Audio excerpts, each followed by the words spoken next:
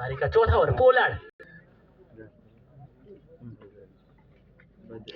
बहुत और जो हमारे जो वादा नहीं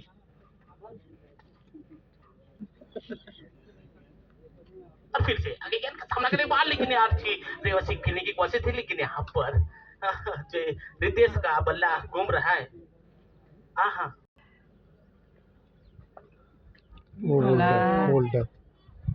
और एक और विकेट बोल्डर में रहा था कानपुरा की तरफ से था लेकिन तेजी से स्टंप पर गेंद लगी और अंपायर ने लेग अंपायर संजय बारिया द्वारा आउट करार दिया और ये दूसरा विकेट और जामोगढ़ की तरफ से दो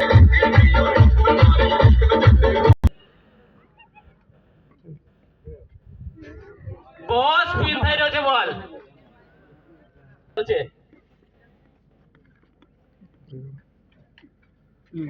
જોઈ ले हम जब तक रहेगा तब तक मैच ये हमारी टीम जीतेगा इसका कहना था बराबर से पोलार्ड भाई ऊंचा हाथ करो हाँ भाई 1 नंबर છે તમારો